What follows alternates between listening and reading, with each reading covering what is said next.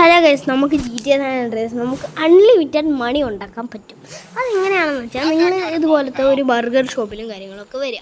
അവിടെ നിങ്ങൾ ആരെയാണോ പിടിക്കുന്നത് ആരാണോ പൈസ ഡ്രോപ്പ് ചെയ്യുന്നത്, ഇപ്പോൾ രണ്ടാളായാലും നിങ്ങൾക്ക് ബോണസാണ്. അപ്പം ആരാണോ ഇത് ഇടിക്കുന്നത്, ഓക്കെ, അവരെ നിങ്ങൾ ഇടിച്ച് ആ പൈസ എടുക്കുക. എന്നിട്ട് പിന്നെ നിങ്ങൾ കൂളായിട്ട് നിങ്ങൾ പുറത്തോട്ടങ്ങ് പോവുക. പുറത്തോട്ടങ്ങ് പോയിട്ട് നിങ്ങൾ തിരിച്ച് കയറുമ്പോഴത്തേക്കും അത് ഫുള്ള് റീഫ്രഷ് ആയിട്ടുണ്ടാവും. പക്ഷേ അവന്മാരെ നമ്മൾ വീണ്ടും വന്നു കഴിഞ്ഞാൽ നമുക്ക് അവന്മാർ വീണ്ടും പൈസ ഡ്രോപ്പ് ചെയ്യും. കാണിച്ചു തരാം. ഇപ്പം ഞാൻ ഒരു തവണ ഞാൻ ഇപ്പോൾ ഇടിക്കുകയാണ്.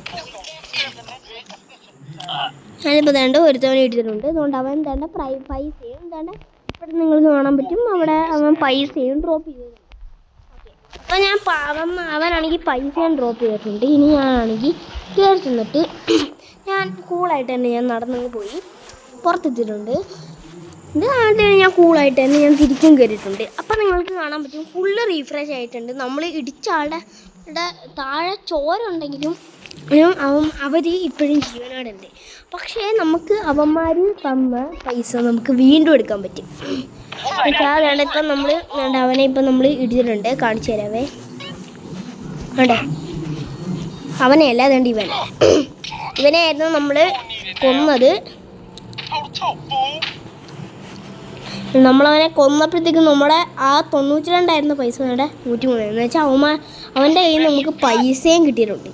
എന്തായാലും നമുക്ക് എത്രത്തോളം അവന്മാരുടെ കയ്യിൽ പൈസ ഉണ്ടോ അത്രത്തോളം മണി നമുക്ക് ഒപ്പിക്കാൻ പറ്റും. പക്ഷേ ഇത് കുറച്ച് ടൈം എടുക്കുന്നേ ഉള്ളൂ.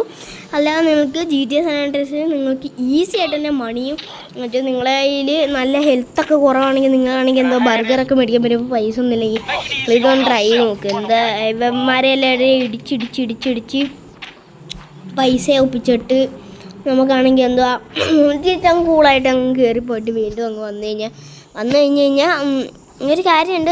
നമ്മൾ അവന്മാരെ ഇടിച്ചു കഴിഞ്ഞാൽ പിന്നെ നമുക്ക് ബർഗർ വാങ്ങിക്കാൻ പറ്റില്ല. പക്ഷേ നമ്മൾ വീണ്ടും വന്നു കഴിഞ്ഞാൽ അതെല്ലാം റീഫ്രഷ് ആയിട്ട് നമുക്ക് ബർഗറും കാര്യങ്ങളൊക്കെ മേടിച്ച് തിന്നാൻ പറ്റും. നമുക്ക് എത്ര വില കൂടിയ ബർഗർ ആയാലും നമുക്ക് മേടിച്ച് തിന്നാൻ പറ്റും. ഞാനിപ്പോൾ മേടിക്കുന്ന 5 രൂപയുടെ ഒരു ബീഫ് ഫ്ലേവർ ആയിരുന്നു. എനിക്ക് എൻ്റെ കയ്യിൽ 0 രൂപയായിരുന്നു. അപ്പം എൻ്റെ കിടില കാച്ചി സാധനങ്ങളൊക്കെ ഞാൻ മേടിച്ച് തിന്നിട്ടുണ്ട്. നിങ്ങൾക്ക് കാണാൻ പറ്റും, ഞാൻ തിന്നിട്ടുണ്ട്. എൻ്റെ ഹെൽത്തും കാര്യങ്ങളൊക്കെ കൂടിയിട്ടുണ്ട്. കണ്ടില്ലേ, ഇത്രയേ ഉള്ളൂ കാര്യം.